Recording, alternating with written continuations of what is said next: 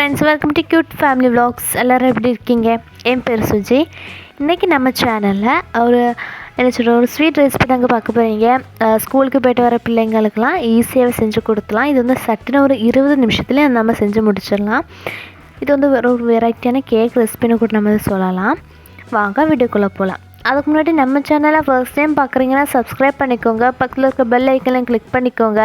அப்போ தான் நான் போடுற வீடியோஸ் உங்களுக்கு நோட்டிஃபிகேஷனாக வந்து சேரும். வாங்க வீடியோக்குள்ளே போகலாம். அதுக்கு ஃபஸ்ட்டு ஒரு மிக்ஸி ஜாரில் 3/4 கப் அளவு ரவை எடுத்துக்கோங்க. அதுக்கு ஒரு 2 ஸ்பூன் அளவு கோதுமை மாவு சேர்த்துக்கோங்க. அதுக்கப்புறம் ஒரு 3/4 கப் அளவு சர்க்கரை சேர்த்துக்கோங்க. நாங்கள் இன்றைக்கி வந்து சர்க்கரை சேர்த்துருக்கோம். அதுக்கு பகரம் நீங்கள் வந்து வெல்லம் கூட சேர்த்துக்கலாம். அதுக்கு ஒரு 1/2 ஸ்பூன் ஏலக்காய் தூள், ஒரு 1/2 ஸ்பூன் பேக்கிங் சோடா சேர்த்துட்டு அரைச்சி எடுத்துடலாம்.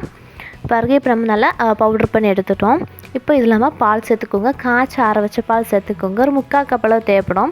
இது வந்து நம்ம மாவு எடுக்கிற பொருள் தேவைக்கேற்ப சேர்த்துக்கோங்க. சேர்த்து நல்லா மிக்ஸ் பண்ணிக்கோங்க. பாருங்கள், இந்த கன்சிஸ்டன்சிக்கு மிக்ஸ் பண்ணி எடுத்துக்கிடணும். இப்போ நாங்கள் வந்து இன்றைக்கி வந்து கிண்ணத்தில் தான் வைக்கணும். நீங்கள் வந்து டம்ளரில் கூட நம்ம வச்சுக்கலாம்.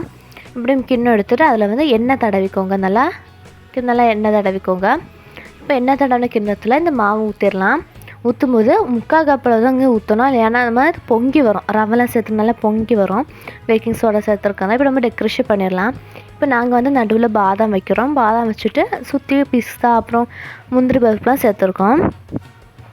உங்களுக்கு விருப்பப்பட்ட மாதிரி நீங்கள் டெக்கரேஷன் பண்ணிக்கலாம். இப்போ பண்ணிவிட்டு இப்போ நம்ம ஸ்டீமர் வச்சுட்டோங்க. பாருங்கள், ஸ்டீமரில் வச்சாச்சு. இப்போ கொதிச்சிட்ருக்கு. இப்போ மேலே அந்த அடுக்கு வச்சிடலாம். வச்சுட்டு மூடி போட்டு மூடி வச்சிடலாம். இது வந்து ஒரு 15 நிமிஷம் ஆகும். 10 to 15 நிமிஷம் ஆகும். பாருங்கள், இப்போ வெந்துருச்சா செக் பண்ணலாம். பாருங்கள், நல்லா புஃபி வந்துருக்கு. பாருங்கள், நான் 3/4 கப்பு தான் ஊற்றோம். ஃபுல்லாக வந்துருச்சு பார்த்தீங்களா?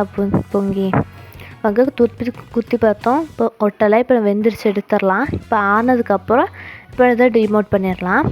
ஆறுக்கு முன்னாடினா பிஞ்சருக்கு சான்சஸ் இருக்குது. பாருங்கள், நல்லா டிமோட் பண்ணிட்டோம். இவ்வளோ ஈஸியாக சாஃப்டாக இருக்குன்னு பாருங்கள்.